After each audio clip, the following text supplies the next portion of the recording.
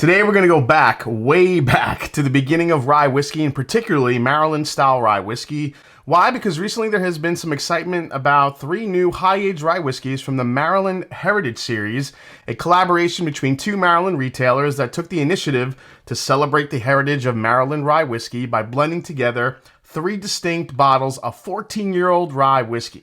It's been a little while since we talked about some of the amazing history of American whiskey, so let's get nerdy and sip some amazing ryes today on the Mash and Drum.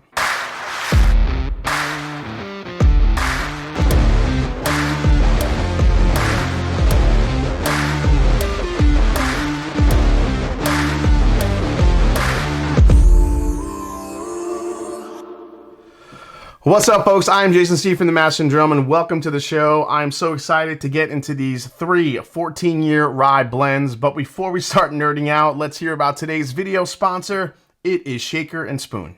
All right, you guys have heard me talk about Shaker and Spoon before, and for good reason. I love their subscription so much, and I've gotten a ton of feedback on how much folks love it as well, that I decided to make some more cocktails and show you just how great these boxes are and how much I appreciate them being a sponsor. Now, Shaker and Spoon is a subscription service that teaches you to make bar-quality cocktails from recipes designed by award-winning mixologists.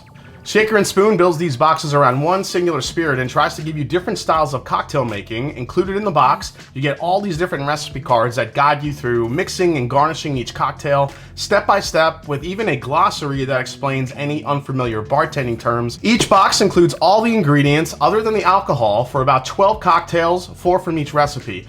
Everything you need: syrups, bitters, garnishes, infusions. They give you specialty syrups that are all house-made, all created in small batches in Red Hook, Brooklyn. So this box happens to be centered around using bottled & bond apple brandy, which is a pretty popular spirit nowadays. The cocktail is called Pear Necessities. For this one, I already have my bottled & bond brandy in the shaker. I just need my supplied ingredients of vanilla pear shrub, ginger beer, and candied ginger. All right, let's make it. So I need 3/4 of an ounce of the vanilla pear shrub, which sounds delicious. Here we go. Now it says to add a splash of the supplied ginger beer and then strain it into my glass. Then it says to top some more ginger beer on top and add some candied ginger for garnish. They actually give you these little toothpicks and candied ginger. Absolutely love it. All right, let's try it. I definitely get the vanilla, I get the pear, the ginger, obviously you're gonna taste. And I can taste that apple brandy. Absolutely delicious cocktail. These are the type of fun cocktails you can make with Shaker and Spoon. All the directions are laid out really well.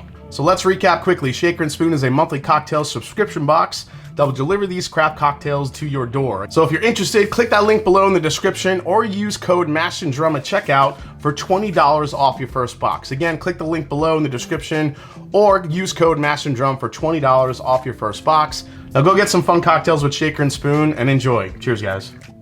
So the first recorded history of whiskey in America was a rye whiskey.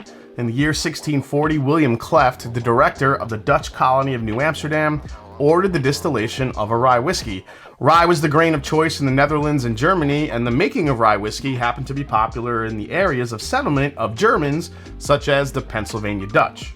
Names you might recognize: the Beams, the Overholts, and the Shanks are all early distillers from the Pennsylvania area that came from what is now Germany or Switzerland. Now, rye whiskey was popular in those areas because rye grew really well there, most likely better than corn. Supposedly, the original rye whiskey at that time was an unaged product made by farmer distillers in the frontier area around Pittsburgh and further east near Philadelphia. It grew in popularity after the American Revolution as the supply of sugar cane from the West Indies became scarce. America had to create a new source of distilled spirits to fuel the demand. 2 different styles of rye whiskey developed during the colonial era: Pennsylvania or Monongahela style and Maryland style rye. Since the transportation of large amounts of grain was not practical during the time, the distillers made whiskey from the grain grown on their farm or from grains grown nearby. At the time, corn wasn't really easily found in Pennsylvania, so the distillers made rye whiskey with no corn in it, or Monongahela rye, which was known for its ultra-high rye content and its spicy flavors. Distillers that were more south made Maryland-style rye, which was a mixture of rye with some corn. The rye content in Maryland-style rye tended to be about 65% and was a lot sweeter and a lot more mellow. Maryland style rye at the time was considered so superior that even George Washington's famed Mount Vernon distillery made it and sold it. By 1799, George Washington was producing about 11,000 gallons of rye whiskey. Now, when talking about Maryland, Maryland was once a whiskey distilling powerhouse, surpassed among the states only by Kentucky and Pennsylvania. It produced 5.6 million gallons in 1911, its pre-prohibition high point. Most of it, rye, supposedly made in that distinctive style that was readily recognized from the Midwest all the way to Manhattan. After Prohibition in World War II, when Maryland distilleries converted to ethanol plants to support the war, Maryland-style whiskey went extinct in the early 1970s, when the famed Pikesville Rye Distillery finally closed its doors. But before that happened, throughout Maryland, there were numerous iconic distilleries that produced this distinctive style of whiskey, including brands like Hunter Rye, Melvale, Sherwood, Braddock Rye, and Walters Rye. Today, those sweeter, rounder note characteristics of what came out of Maryland has been revived by folks like Sagamore and other amazing distilleries popping up, reviving the whiskey movement in Maryland everywhere. Now that all brings us to the Maryland Heritage Series, which is a collaboration between two Maryland retailers to celebrate the heritage of Maryland Rye Whiskey by blending together 3 distinct bottles of 14-year-old rye whiskey. Justin from Allview Liquors in Maryland and George at Drug City Liquors in Maryland as well. So when those guys had the chance to procure 30 barrels of 14-year-old 95.5 MGP rye that was sitting for 2 years in a warehouse in Bowie, Maryland, they jumped at the chance to blend 3 distinct bottles out of those 30 barrels. Now, the first offering that was released in late June was the Mount Vernon Straight Rye, followed up in mid-July with the release of the Sherwood Straight Rye Whiskey, and the recent final release of the Sherbrook Straight Rye Whiskey. Each revived label has its own historical context. First, let's get into the Mount Vernon Rye. Now, Mount Vernon Rye was first sold in 1870 and was registered to the Hannis Distilling Company of Philadelphia, Pennsylvania, but was made in Baltimore. During Prohibition, the brand became part of American Medicinal Spirits, which became National Distillers. After Prohibition, Mount Vernon Rye became one of the National Distillers' flagship brands. The brand was heavily advertised in trade magazines, included with the National Distillers' other flagship brands like Old Overholt, Old Taylor, Old Grandad, and even Old Crow. Now, this happened up until the 1980s when Jim Beam purchased National Distillers and then discontinued the brand. Of course they did. Beam made the decision that they did not need 2 rye whiskeys from the National Distillers portfolio, so they kept Old Overholt and quit making Mount Vernon. Now, when this release, it's 14 years old, 108.2 proof, and this release for about $200. All right, let's try the Mount Vernon. Now, these sold out pretty quick. There weren't many bottles of this one. They were sold on Sealbox, and I believe also they were available in Maryland. But I've been seeing them pop up on secondary sites and online in some places. So, I don't know. Let's give it a try. Again, these are 95.5s, MGP, 14 years old. That is everything you want in an MGP rye right there. I mean, as much as like the, the orange spice and the mintiness that you get, there's a lot of very, very sweet undertones. There's a ton of maple syrup going on in this one. God, it's just maple syrup like all day long. You definitely get some sweet oak too. There's a nice brown, sugary, toffee-like type vibe to this as well. Man, it's a deep, dark, rich rye so far in the nose. Cheers. Wow, on the palate, it went a lot fruitier than I thought it was gonna go. There's a graham crackery, all spicy type thing going on, almost like a ginger snap note going on in this whiskey. It's fruity, but I'm getting distinct like ginger snap on the back end of that one. That's delicious. A lot of spice, obviously, that 95.5 rye. Again, a lot of the citrus, but man, the ginger snap, a lot of cinnamon and allspice, all those notes just kind of coming together for a 14-year. I mean, I think it actually drinks a little bit higher than the proof would indicate because of all that spice. First impressions of that one done.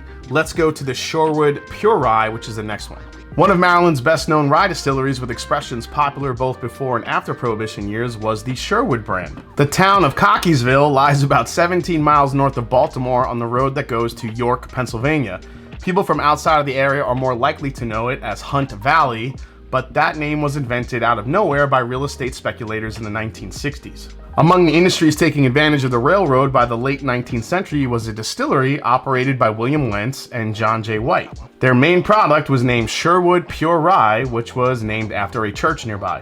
In 1868, Hyatt and Clark were able to purchase the White Distillery in Cockeysville and enlarge it to allow broad-scale producing and marketing of their own brand name, Maryland Rye Whiskey. Within 10 years, the Army's Medical Purveying Depot in New York was stockpiling Sherwood Rye Whiskey for hospital use, medicinal use. In 1882, after Hyatt and Clark dissolved it, Hyatt incorporated the firm, the Sherwood Distilling Company, with himself as president. Now, the relationship between the Hyatts and the Whites must have been pretty close, for after Hyatt's death in 1894, company leadership was taken over by John Hyatt White, and as early as 1914, Frank White was working at the distillery, and he continued to do so right up until the day it closed down in compliance with national prohibition. With the passage of the 21st Amendment, he went on to become a major figure in Maryland's post-repeal distilling industry, but not with the Sherwood brand. This is 14 years old, 110.4 proof, and this one retailed for $250, so $50 more than the Mount Vernon. Again, this is 95.5 MGP rye. Let's see if this one's a little bit. Remember, all three of these are different blends. This one is actually bringing more of a rye spice to the forefront. I'm not getting as much citrus as I am getting rye bread, a little bit of like a black licorice note, slightly hint of dill. I get like a black coffee vibe on this one a little bit, like a coffee bean. Maybe the slightest hint of chocolate on this one too. This one's a little bit on the darker side of rye, which I dig. All right, let's try this one. Oh, and on the palate's the same. The palate matches the nose for me on this one. Slightly darker. You get into a little bit more of like a chocolate, coffee. I mean, a little bit of that candied orange is there, but the oak and the coffee and like a slight bitterness to it, but like a coffee bitterness, not a youthful bitterness. Obviously not youthful being 14 years old. You know what though? As much as I like the dark flavors in that one, it's kind of missing that layer of fruit complexity I was getting in the Mount Vernon. All right, we'll circle back to these again. Lastly, let's go to the Sherbrook. So back to that guy, Frank L. White, who headed the Frank L. White Distilling Company. He marketed brands named Sherbrooke, White's Old Reserve, and Congressional Club Maryland Straight Ryes. Now that distillery ended up being purchased by the Hiram Walker Incorporation of Canada, and subsequently shut down when production moved to Illinois. Frank White organized the Cockeysville Distilling Company still, and in 1946 he built a distillery just down the street from where the original Sherwood site had stood until the buildings were demolished in 1926. Now, he was unable to regain access to the Sherwood brand, so White produced a Maryland straight rye he called Ryebrook. White's principal backer was Hubline Incorporated of Connecticut, and following White's death in 1958, they shut down the distillery and started marketing White's Sherbrook Straight Rye Whiskey, which they produced at their giant facility in Illinois. That brand was pretty much chosen in order to take advantage of customer confusion being so close to Sherwood. But that was a pretty common practice back then. But actually there really had been a Sherbrook brand before Prohibition. The Sherbrook distillery actually operated in Cincinnati from 1900 to 1918 with no less than 45 different brands registered to Sherbrooke with names that indicated at least national, if not worldwide distribution. Shrewd. So this special release came in at 14 years old. Again, 109.7 proof, and this was the most expensive release at $275. All right, let's try this one. I've heard good things about this last release, so we'll see what we get. Oh man. Okay. Yeah, this has the best of both worlds of the first two. This is kind of light and fruity and minty and citrusy. This is a little bit of that, but it's a lot darker and coffee and chocolate and a little bit more oak. This has a little bit of everything. This has a lot of brown sugar in it. This is pretty sweet on the nose. Man, that maple syrup note that I was getting in the Mount Vernon. Oh man, it's like punching through here. There's like a cinnamon almond thing I'm getting. You know, those cinnamon toasted like the cinnamon covered almonds that you get. Oh man, that smells amazing. Okay, let's try this one. I don't know, the palate for me didn't live up to the nose. Maybe I need another sip here. Yeah, second sip was way better. I think this one may have the best balance of rye whiskey characteristics to kind of balance out that sweetness. I think what they were going for with the blends was to try to, you know, even though it's a 95.5, I mean, if we're being honest, it's not a traditional Maryland style rye mash bill, being that usually it has more corn in it, maybe more barley, even though this has 5% barley. But I think what they did with their blends was to try to mimic that while putting some sweet notes to go with the, you know, with the rye forward notes. All three of them are not really that spicy to, you know, that I think they are. I think they're, you know, they're pretty easy sipping. They have a lot of flavor, a lot of punch. I actually think the third one, on the palate at least, is the most tame. The nose on it definitely wins out of the three. The Sherwood is still keeping like that chocolatey coffee, like coffee bean note. I actually think the Mount Vernon has the most Maryland style rye characteristics. I think it's the sweetest out of all three, honestly.